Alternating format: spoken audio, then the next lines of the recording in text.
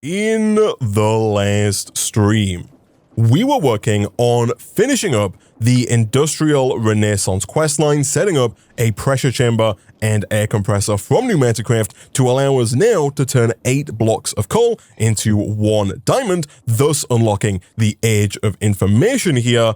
And right at the end of the last episode, we made 2 small quality of life improvements. The first was adding this feeding upgrade to our backpack, so that now the backpack can automatically feed us any food that is in the backpack whenever we get hungry. In fact, we're pretty close to running out of saturation on that last chicken. Like if I do a little bit of running and jumping here, we should see the backpack in action, because I'm fairly certain that as soon as we get hungry at all, the backpack is going to shove one of those baked potatoes into my mouth and immediately satiate any hunger that we might otherwise have. And of course, the other quality of life improvement that we made at the end of the last episode was this extendo grip right here, which now allows us to use and interact with things from just that little bit further away.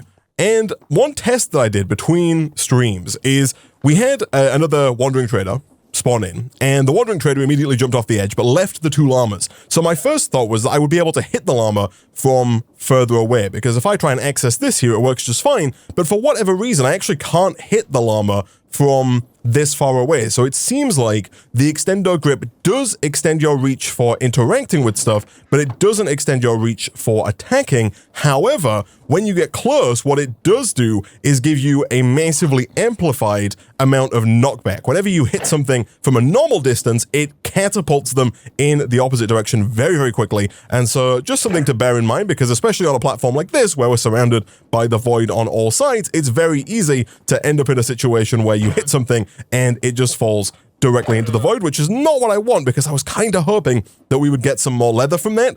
Not that we necessarily need it right away, but it would have been nice to have nonetheless. Anyway, the plan for today's stream, at least initially, is going to be to automate the sifting of gravel, which we have already done, of course. We do have this sifter here from the Create Sifter mod that is sifting gravel, and especially now that we've upgraded our cobble gen, the gravel here is backing up quite nicely. One change that I did make between streams, actually, is I have added a storage downgrade upgrade to our drawer. So the drawer here, if you shift right click, does have upgrade slots inside of it.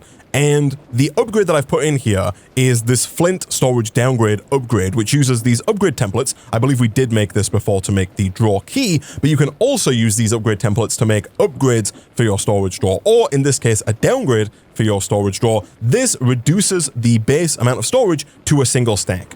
Basically, by default, this drawer can hold 2,048 gravel, and so what was happening is all of our gravel that was being made was all going into this drawer, and then there was never really any gravel for that sifter downstairs. It was all being stored here, waiting to get turned into sand, and then sifted and deposited. And so for a while, we were kind of just only sifting sand and getting a ton of blaze powder, but not really getting any iron, copper, gold, or zinc, which is not ideal. And so by limiting the amount of gravel that goes into this, we now have a little bit of excess gravel that can go down into that Create Sifter down there, and thus we are sifting the gravel once again. I probably should have done the exact same thing with this as well. This chest here can hold, as you can see at the top, 1,670 sand. If we'd have used a storage drawer here and downgraded it, we would only ever have the 1 stack buffer of sand, which is more than enough. We don't actually need to have that much sand in buffer space. But anyway, the plan, of course, now is going to be to automate the sifting of gravel using our other sifting setup, specifically this one up here, because as we saw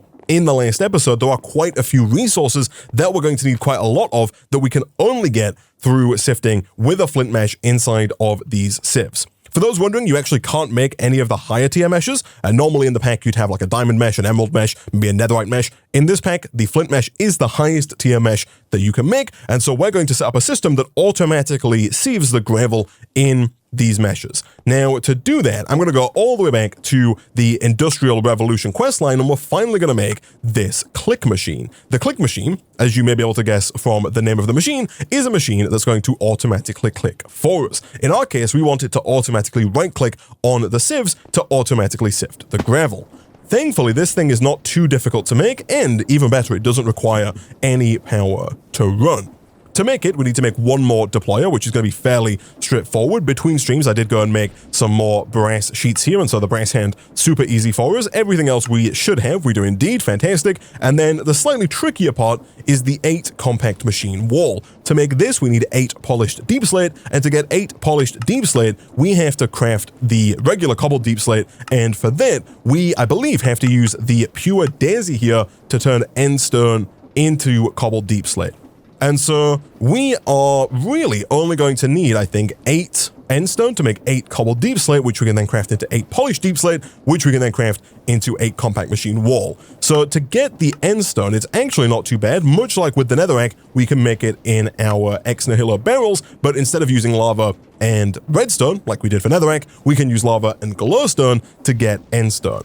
We've got over 1,000 glowstone, so I'll go ahead and take a stack of that. And then as for the lava, we of course have a buffer of lava down here. We've got this tank ready to go. And so what I think I might do here, just to make our lives a little bit easier, I'm going to go ahead and make a second tank because they're super cheap and easy to make. I'm going to pick this tank here up. We're going to take this away with us. We're then going to replace this down like so.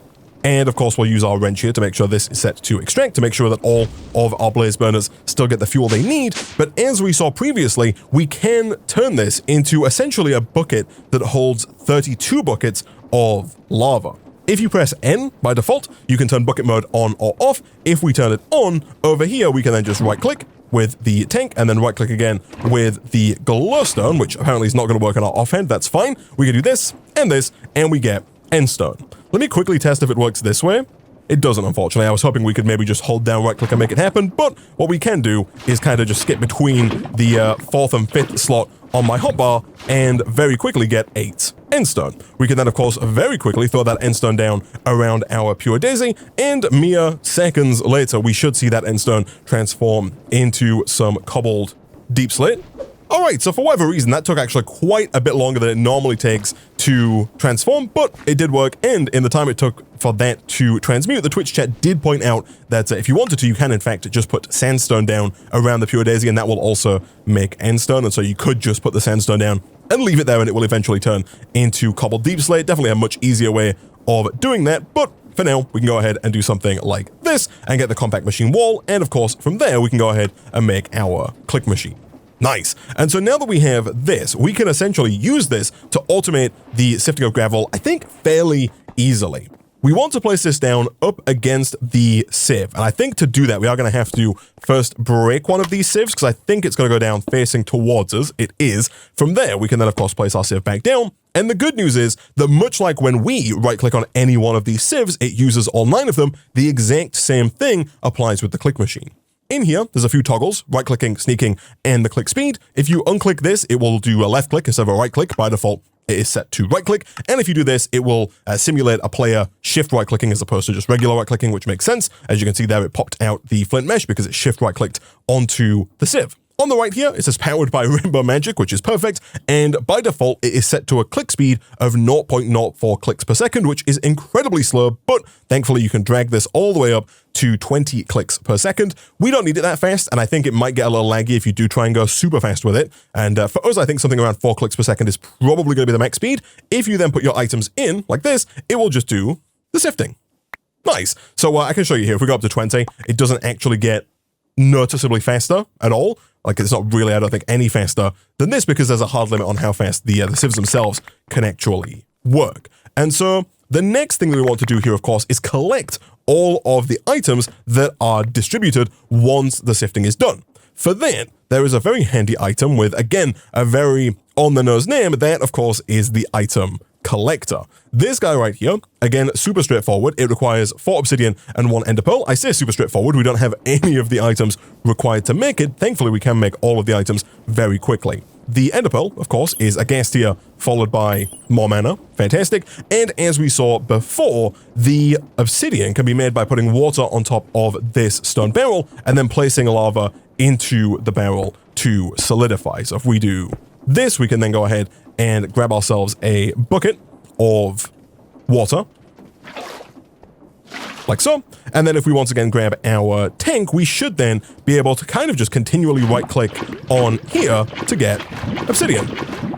Nice. That, of course, is more than we need, but it's nice to have extras. And if we wanted to, we could upgrade here to the advanced item collector. This can be filtered, but I don't think it's actually going to be necessary for us. We can keep that available as an option for later on down the line, but for now, all we should really have to do is grab some kind of chest, which apparently we are always out of. That is fine. I'll craft a new batch right here. Real quick, I did go ahead and craft that 4th gold chest between streams. That is now finally down and ready to go. And all we have to do is place the item collector onto the chest. You can place it on any of the sides, and it will then begin collecting any items within its range. You'll see right now the range is not quite big enough to cover the sieves. We could move the chest and the item collector to the center. Of course, we could just put them above the sieves, which is probably what we'll do, because I am going to move this down to a lower platform in just a second. But in here, you can also increase the range all the way up to 11 by 11, or you can even decrease the range if you want in any of the 3 directions, the X, the Y, and the Z. But for now, that does cover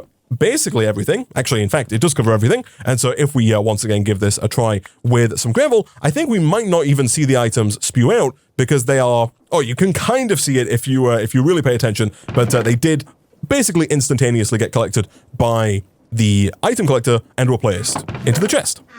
Nice. And so my plan here is going to be to move basically this entire setup, I think, all the way down to the lowest level of the base, that being this level right here. I'm going to extend this out in this direction, kind of in a similar way to what we've done here, and we're going to use this little platform area for that 3x3 sieving area. The reason I want to do that is that over here is where our gravel is being produced. Specifically, what I would like to do is get yet another millstone. Again, fairly straightforward. We have basically everything we need to make it, and I'm going to put that millstone right about there, like that. And then using more item pipes, we should be able to connect this up to cobblestone, much like we've done with our first millstone, like this. That's going to go ahead and produce more gravel, and then we can just use yet another pipe to extract down through the floor and into our clicker on the bottom platform here that is then going to auto-save the product. And once that is up and running, we then just need to figure out how we're going to process all of the wares from this, because almost everything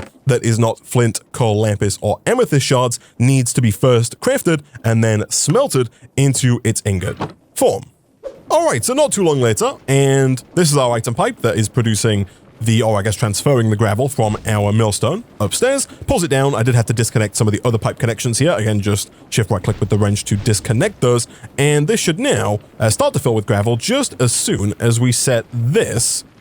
Whoops, that's not all what you want to do. That's the mistake of using the wrong wrench here. But if we do that again, we put this here and we set this to extract, that should now work. I was trying to shift right click here and I accidentally, I guess, shift right clicked on here, but that should now be sending gravel down to the clicker, and that clicker should begin to use that gravel. If we set it to, let's say 4, it should use it on the sieves. Cool. It's not always going to use all 9 because it doesn't get it fast enough, but all of the items are now in this chest here.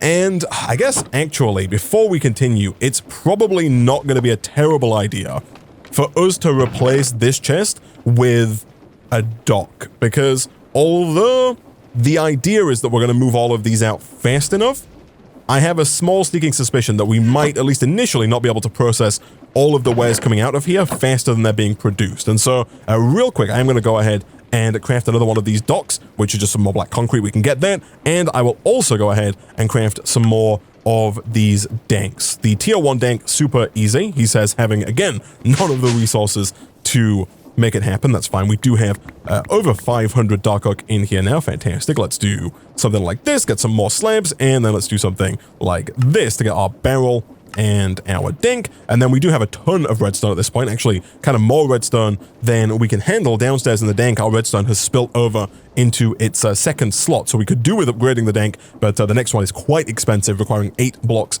of emerald, which is something we don't quite have the resources to make just yet, but we can go ahead and make another Dank 3, and I think we'll initially use this to store the product of our second gravel sifting setup. But the reason that I've put the item collector on the right-hand side here is that my plan from here is going to be to extract everything from this chest, and then I want to send all of the items that can't be processed, so the flint, the lapis, the coal, and the amethyst shards, all of those I want to send into this dank, and everything that can be processed, I want to send over to this compactor so that we can compact everything down into its raw form. So we can turn all of our iron pieces into raw iron that we can then smelt. And speaking of smelting, I think the very first thermal expansion machine that we're going to make in the Age of Information questline is the redstone furnace. The redstone furnace is fairly straightforward to make. We already have the machine frame, which is by far and away the hardest part. We then just need 2 lots of bricks, which we can definitely do,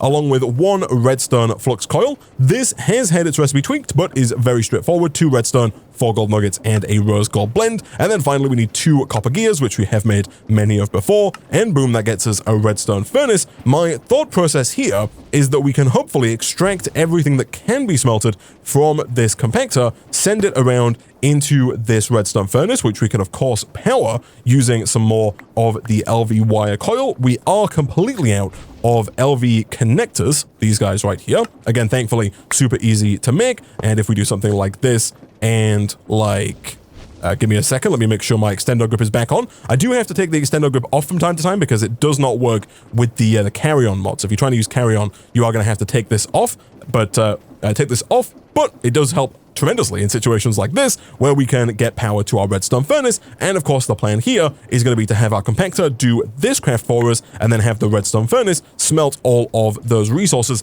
into their ingot form. Right now, not particularly fast, but we can make this faster in the future. And then, of course, my plan from there is going to be to extract out onto this belt so that the items can make their way background into this dank. Now, speaking of this dank, people in the YouTube comments and people in my Discord did point out that I have been a fool over the last few episodes. The reason why we are getting random junk on our conveyor belt that is not raw iron, raw copper, raw gold, or raw zinc is not due to a problem with the funnel. It's due to a problem with the item pipe underneath it. This pipe that brings all of the wares from the gravel sifting is connected to this conveyor belt, and so occasionally when something like redstone or bone meal or blaze powder is produced, it is being put onto the belt directly instead of going to the chest first. Thankfully, it's a super easy fix if we set that to disconnect. Now we should only ever exclusively see raw resources on this belt, and we should never see anything like the redstone, the bone meal, the nuggets of experience, etc., which is perfect. And so, real quick, what I am gonna do now is I'm gonna get that dock to put the dank in. Once that's down, I'll reconnect the clicker there with the gravel so that can start working. And then I think we are probably going to have to set up some more conveyor belts because, again, it's still quite difficult for us to do any filtering with the item pipes. We are at a point where we could look at making the pipe upgrades here. Specifically, we would need the advanced pipe upgrade to do any kind of actual filtering, but it does require 4 diamonds, which is 32 blocks of coal. And right now, whilst we do have almost 800 coal, we don't quite have enough excess coal to get 32 blocks. He says that we actually do have enough coal to make more than 32 blocks, but I don't want to spend all of our coal making a pipe upgrade when we could use more of these brass funnels to very easily extract what it is that we need to extract. So I think what I'll do is probably extract from the dock that's here onto another belt that goes across this way, and then maybe use item pipes at both ends to extract the items that we actually want to extract to the right places. Alright, so a little bit of tinkering later. We've got our dock down and the sifting is now underway, so everything is being deposited into the dock. The plan here is a little convoluted, but we're going to extract basically everything from the dock over into this chest. Again, the dock here is just kind of a buffer to make sure that we don't end up with items spewing on the ground, at least not for a long time, because we can hold a ton of items in the dock. So everything's going to make its way over to here. And then my thought process here is that we can have this guy pull items out of the chest. And then I don't know, yeah, unfortunately you can't put 2 brass funnels in the same block space, which makes complete sense. And so what I'm going to do actually, I guess, I'm going to move this chest forward by 1 to here, like that. And then we're going to immediately put this on like that, and we're going to put this to point into the chest. The idea here is that I'm going to get a filter, and that filter is essentially going to pull in the items that are not smeltable. By the looks of it, we need some kind of wool. That's fine. We still do have quite a bit of string.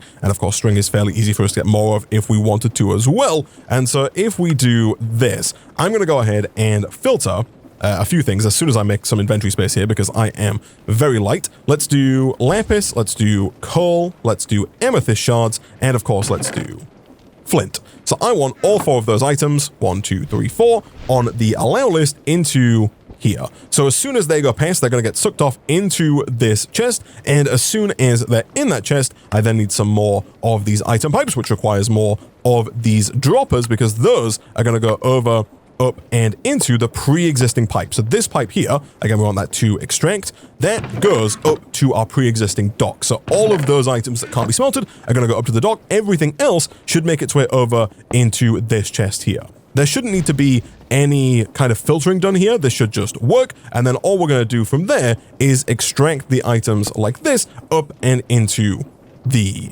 compactor. So up here, I've kind of made a bit of space around here, and I have gone around to the back of the compactor. The reason for that is that we are then going to have to extract from the side of the compactor, I think, round into the redstone furnace. But I think for the most part, that should work. Right now, this is set to pull everything out. We might have to change this, potentially to an attribute filter, if I get one of those. The attribute filter, I think, is going to have the option, can be smelted. And my hope there is that if we take something like uranium and we quickly craft it into raw uranium, in the attribute filter, we can add it, and you'll see can be crushed is selected by default. We want to set it to can be smelted and add it to the list. So up here, we're going to change this to a deny list, and we're going to put that on. So now this is set to deny anything that can be smelted. So if it can be smelted, it's not going to get extracted. And so in theory, if I were to go ahead and grab like these nickel pieces, I could put them in, they get turned into raw nickel, they don't get extracted because they can be smelted. And then all we have to do is get those raw pieces from here round into here. That's the tricky bit. We'll do that in just a second though, because for now, the first thing we need to do is we need to get this belt online. For that, we're going to need at least one more, but potentially multiple more gearboxes here. Let me get quite a few more of these cogwheels. We'll go for at least 8 so that we can make 2 more gearboxes, assuming we have enough andesite casing, which we do. Fantastic.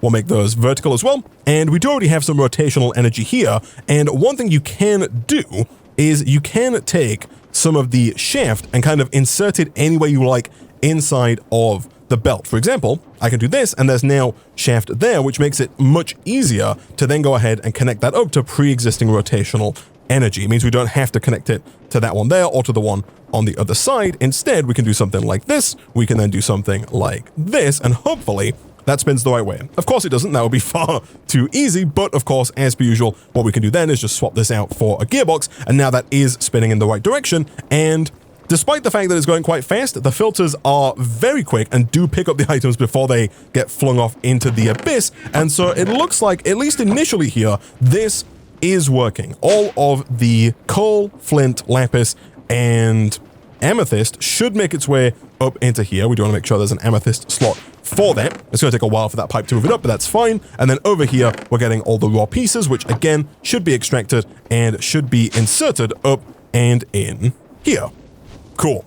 So as far as the next step is concerned, we have to extract these items, which are starting to back up, and smelt them. Now, the redstone furnace, as it stands at the moment, is almost certainly not going to be able to smelt these fast enough. And so I think we're going to end up with another buffer chest here. It could also be possible that it's a better idea to put a Dank here again to give us a nice big buffer. But for now, we'll stick with a chest and we'll see how that plays out. My thought process is that if we can get another belt, which we actually have in the system, we can set up a tiny belt like this, and then we're going to have this brass funnel, of course, go into this chest like so. So it's going to pull all the items off and into that chest, and then here we're going to have yet another brass funnel. This brass funnel is going to have the exact same whitelist as this brass funnel right here, but it's going to be an allow list, not a deny list. So anything that can be smelted is going to get extracted from this side here, like this, onto that belt and then sent into this chest. And then the good thing about the redstone furnace here is if you go to the configuration tab, you can set the right to input, which is blue, and then you can turn auto input to enabled, and that will automatically pull anything that can be smelted out of that chest into that redstone furnace. Then, of course, we have to extract from the redstone furnace onto this belt. Thankfully, what we can do there is we can go ahead and break this belt, which I was hoping we'd get back, and we should get back. It might end up in here. That's fine. We do have another belt in the system if it doesn't get sent back. But what we can do here is we can actually kind of kill 2 birds with 1 stone. If we put a shaft here, that is going to allow us to also spin this belt. We are losing resources while we do this, so let's quickly do this and this. and I was hoping that that would rotate this belt and that belt. Did I break a shaft? Oh, of course, we can also do this. There we go. Okay, so now I put a shaft in here. That connects to the pre-existing shaft there, which also means we don't need these extra gearboxes now. But that then turns this on, rotating it. It is rotating the wrong way, which was to be expected. I actually want my shaft to be here, and then I want to do this and this, like that. There we go. Now the problem is that this is rotating the wrong way, and that is not ideal. Okay, so I've moved this back by one, actually, so it's under the redstone furnace now. That's so that it specifically doesn't connect to this belt because it's going to go in the wrong direction. Instead, we want to connect this back up, which involves putting not myself in the void. Instead, it involves just replacing this back down like that. So now those are working again, which is good, but this is offline, which is perfect, because what we now want to do is we want to get this spinning via a different method. So we could put a shaft here, but that obviously spins the wrong way, as we just saw. Right click, not shift right click with the wrench to disconnect that. Instead, we'll just run, first of all, let me get my wire cutters out. I am going to go ahead and replace that because, foolishly, we do have insulated wire right here. I don't know why I used regular wire earlier. That makes no sense, but what we'll do, we'll reconnect this, boom, and boom, and now we won't get zapped, which is good, and we're just going to run the shaft power from over here around into here with a little bit of rotation to make it go the right way. In fact, it should be as easy as adding more of these encased chain drives. How many more of these can I make? One, which I think might be enough. We are going to have to reroute our pipe here, get rid of this, which apparently is not working. Again, sometimes the extendo grip, oh, that's also not working. I really thought that would work. I guess we'll have to use the, I guess you can't pick up the pipes like that. Maybe I'm losing my mind. But if we do this, that's now going to spin the right way, which is exactly what we want. And now we can use our item pipes to run around like that. Perfect. Anyway, now we should have all of the stuff that can be smelted over in here. Of course, there is a bunch of stuff in here that we don't want in here, and we do still need to add that attribute filter. So let me get that attribute filter.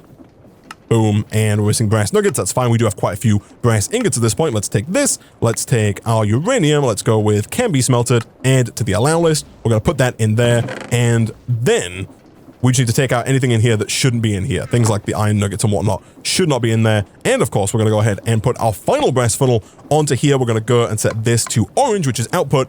And with that, we should have this automated. It is probably the definition of janky, but it does get the job done. Going forward, we shouldn't end up with rogue stuff like trapdoors in here. That, I think, is just a temporary issue due to the way that we kind of messed with the system for a second there. But if we take out some of this random junk, everything else here should now be working, and we'll also take out random junk from here. I'm not really too interested in keeping the copper trapdoors. I don't think those are going to be particularly useful for us, but I believe that although it's slow, we do now have automated the production of resources other than the initial 4 that you get from our initial setup. Oh, and of course, we do need to make sure that that is set to extract. There we go. That's why we're also ending up with more stuff like iron trapdoors here, because we were sucking the iron in, which is not ideal. Either way, that should now be taken care of. Let's make sure that other junk like this and all of these should be in the same spot like that. You shouldn't be in there. This, I think, looks all right. Raw nickel also should not be in there. I'm not quite sure how that made its way in either, but I believe this should now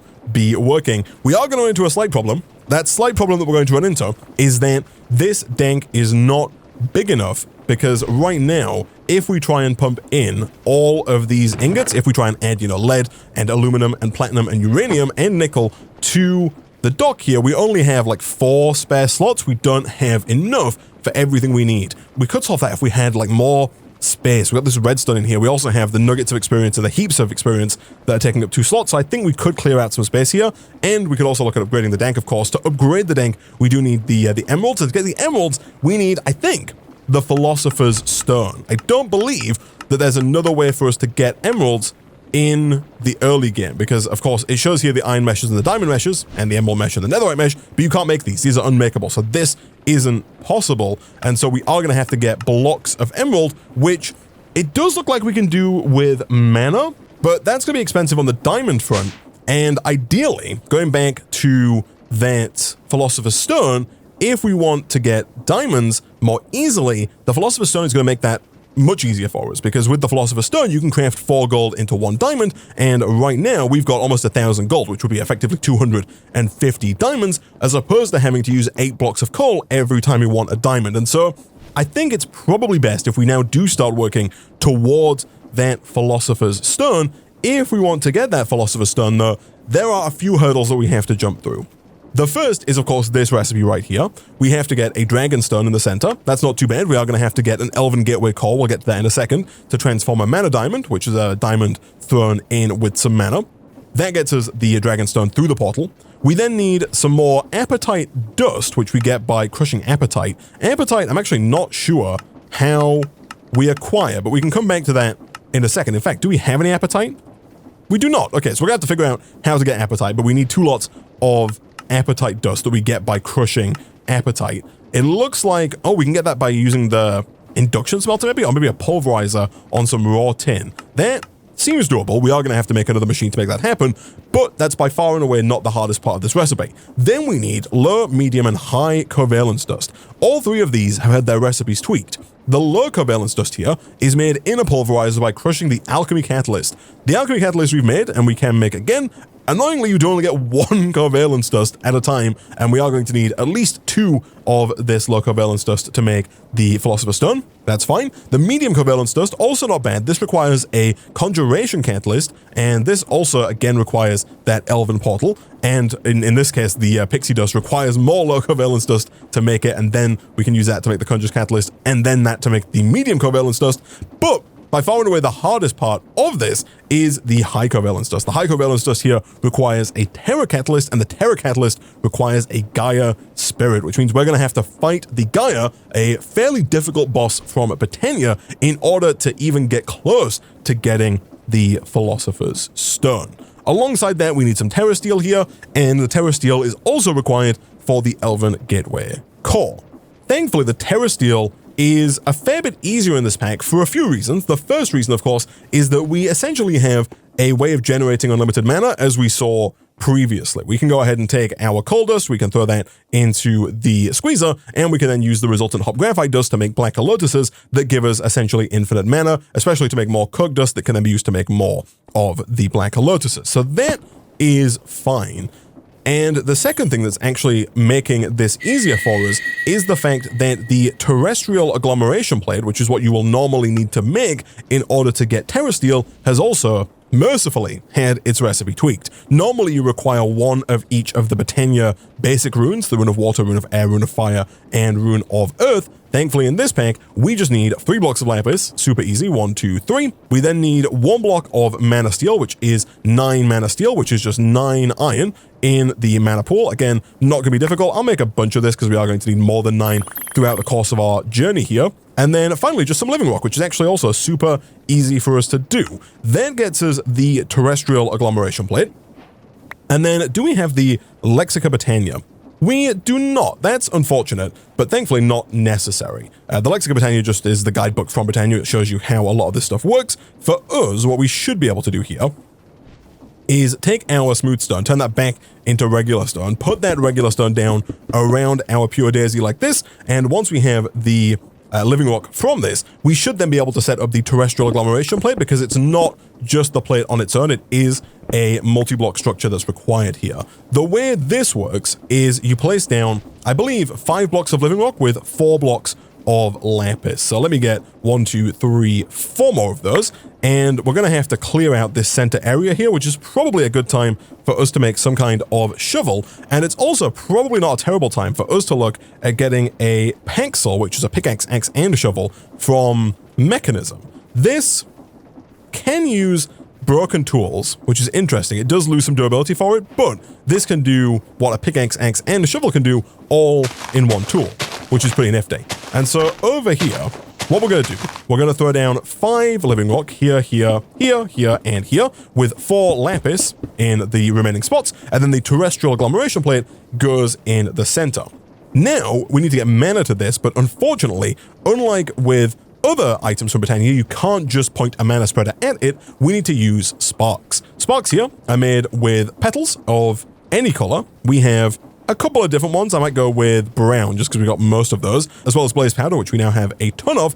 And essentially the way these work, you right click one onto the terrestrial agglomeration plate and you right click the other onto a mana pool. Let's say this one right here. Now these are linked, and whenever this requires mana, it will pull it from here. If we look at the recipe for Terrestrial, it requires what looks like a full mana pool's worth of mana. I think it's going to take half of a regular mana pool's worth of mana, that being not the tiny little diluted mana pool that we had before. And so right now, this is not quite half full, which means I think we are going to need to get some more hop graphite and some more black lotuses to take that up over the edge. Thankfully, we did just make 15 hop graphite dust, and so should be able to drop all 15 into here. And then we can start dropping these in until we get over halfway.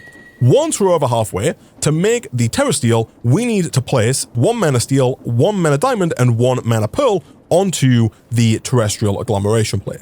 So this is where it can get expensive for us, because of course the ender pearl's easy enough. It's the diamonds that are really going to be tricky for us though, because again, we need to use all of our coal to make diamonds. The mana pearl, fairly straightforward. The mana steel we already have, but we can go ahead and make another one.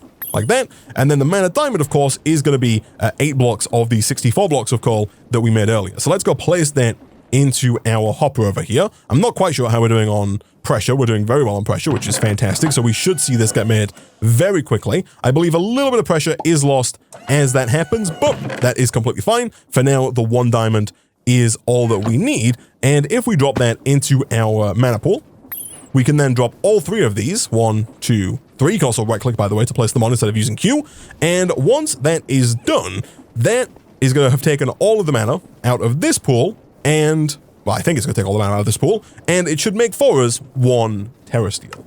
That 1 Terrestrial is going to be enough for us to get the Elven Gateway core here up and running, and that's going to allow us to do these kinds of trades here, turning things like Loco Valence dust into pixie dust, and as far as the Philosopher's Stone's concerned, it's also going to allow us to turn mana diamonds into Dragonstone, which is good.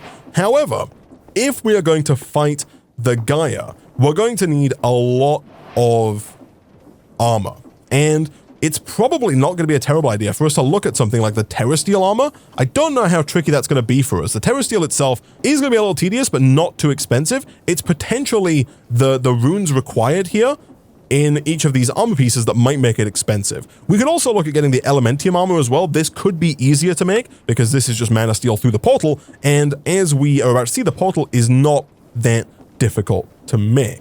For the portal, we are going to need more living wood, and for more living wood, we are going to need more regular wood. That's fine. If we do something like this, we can get more living wood very quickly, and it's really only the Elven Gateway core here that's tricky in terms of making this. It requires 3 Terrestrial nuggets and 6 of any living wood. We then also do need to get some pylons, specifically these Natura pylons, which are made first by crafting mana pylons, which are made with more mana diamonds. So we do need 2 more diamonds to make this work. I think it might be in my best interest to just go and place all of these blocks of coal into this hopper here. We do still have a little bit of coal left, and we do still, of course, have more coal being made. We also might want to put a little bit more coal over in here as well. Not accelerated right now, which is probably for the best. It means it's not going to explode as soon as we put fuel in there, but it also means it's not really filling up that fast either. Anyway, back over here, there's the Elven Gateway core. Let's go ahead and put this down up here. I'm going to put it down right at the back center like this. Then the living wood can go down either side like this. And to make the portal, we need 3 glimmering living wood. This one right here, that's just regular living wood with a glowstone. And the rest of it is just regular living wood as well. And so let's get more logs down around the Pure Daisy. And the Twitch chat is indeed correct here in that we can use our temporal pouch like this to make this substantially faster, so we're not just waiting around for the Pure Daisy to transform all of our wood into living wood.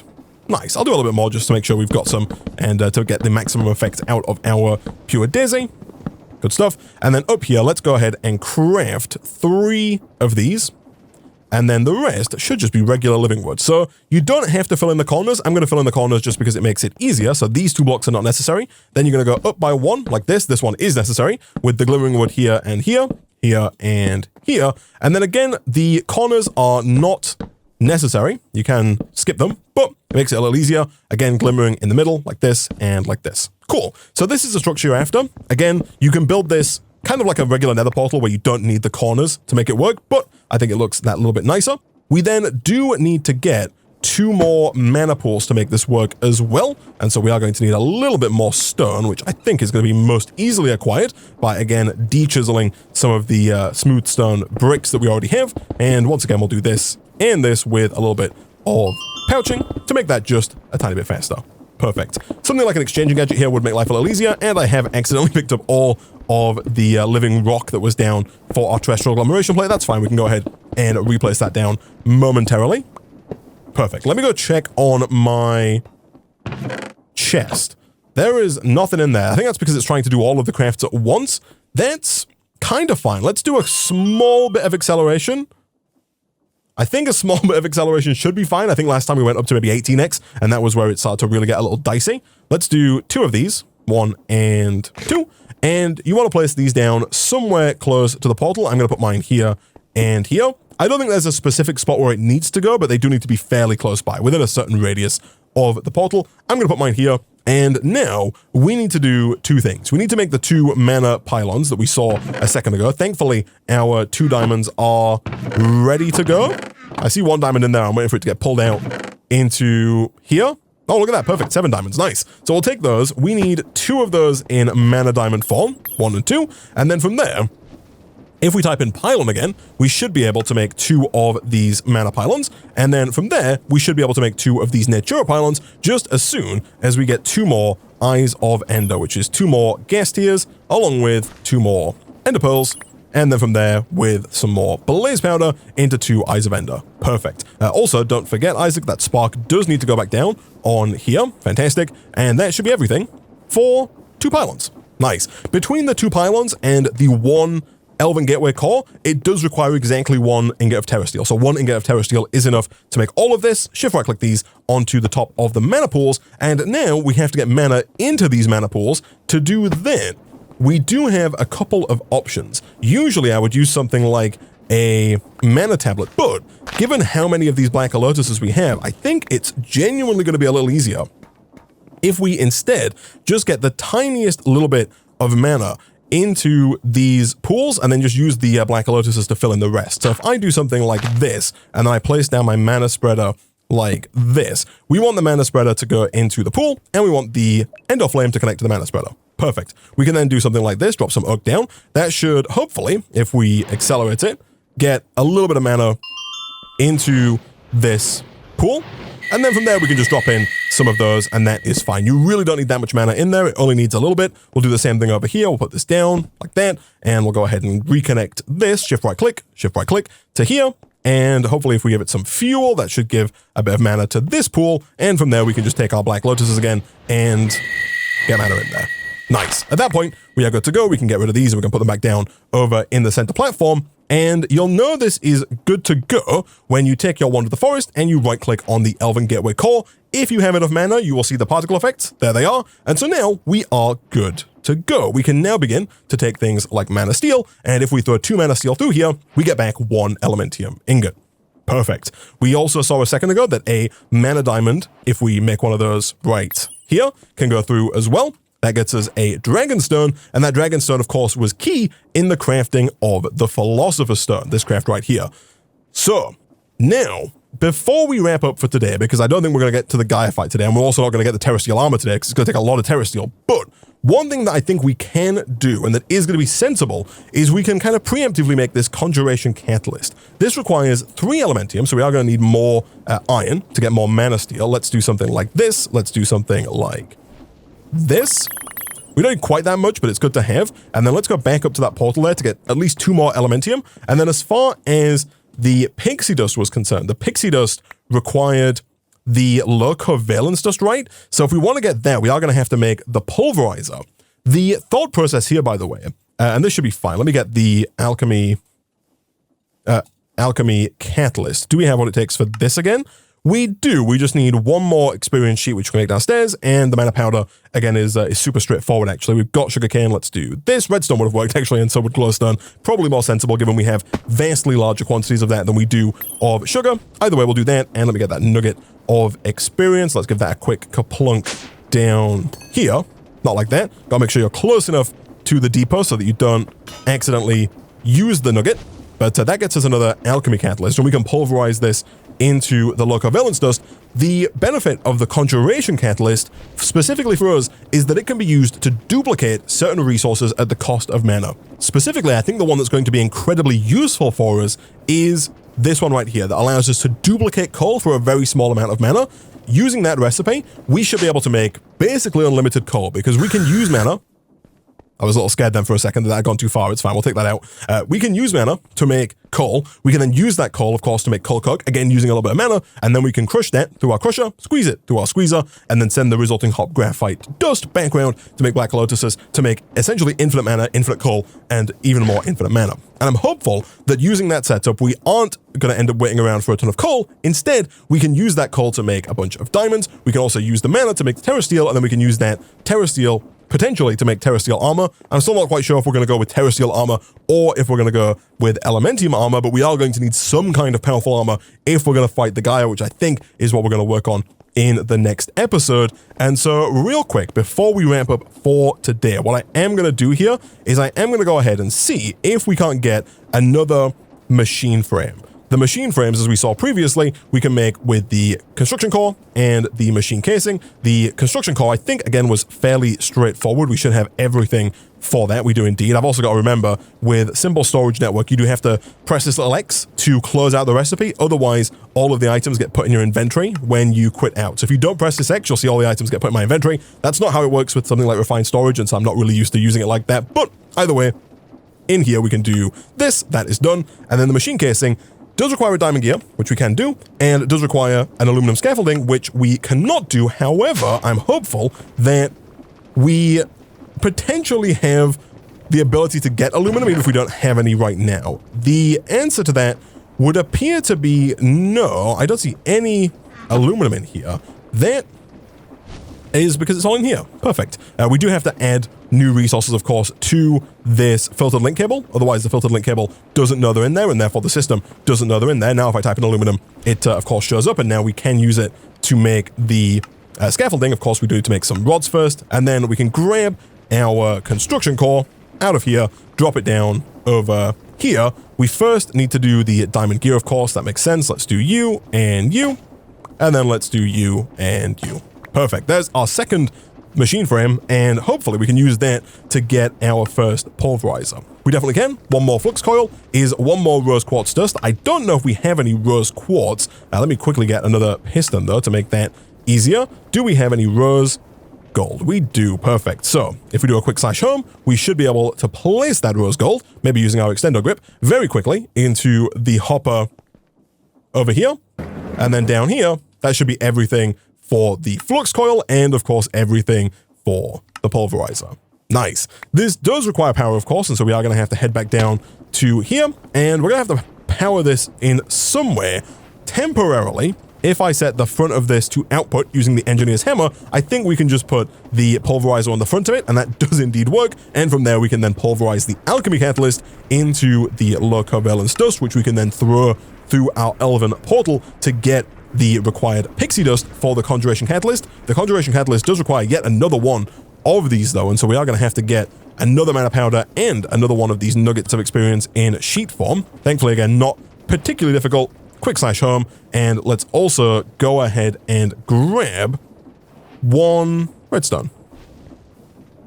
Perfect. So now, I think that we are basically good to go. Let's throw our first covalence dust through the portal. Perfect. That gets us the pixie dust. We can then go ahead and make another alchemy catalyst, and finally the conjuration catalyst. And of course, just like all of the other catalysts, this just has to go down underneath one of our mana pools. This one right now, I don't think has anything beneath it. Oh, it does. It has our blaze mesh, of course. In that case, I'm going to go ahead and put down just another mana pool, I think. Let's see about filling this guy up. That is not quite full, but how much coal can I duplicate with that is my question. It's kind of hard to know because some of that coal was kind of landing in it and going back down again, and then some of it was actually going over here and getting turned into coal coke. It's a little pricey. It's not super pricey. Didn't use a ton of it, but it definitely does work. And of course, over here, we can do something like this. It's probably worth moving some of this stuff a little further afield so that, for example, the coal doesn't get immediately turned into coal coke. But to be fair, that is kind of what we're after. We do kind of want all the coal to get turned into coal coke. And so, yeah, I think next time we're going to come back. We're going to do a fair bit more of this. We're going to use a lot of this coal that we're making here to make more diamonds, and we're going to use those diamonds to make more mana diamonds, and those mana diamonds potentially to make some Terrestrial and whatnot. And of course, we can continue with our coal crushing and squeezing to get even more free mana, and hopefully in the next stream, we will be able to get ourselves a Gaia Spirit from the Gaia fight to unlock the Philosopher's Stone, and at that point, it's going to make our lives a whole heck of a lot easier in terms of making things like diamonds because the Philosopher's Stone is just so useful, and we're not too far away at that point from unlocking the transmutation table, which is going to allow us to start using our EMC number in the top left there to transmute basically any item we want into any other item that we want. But unfortunately, that is a problem for future Isaac. For now, I'm going to go ahead and wrap up this episode of Sky Revolutions there.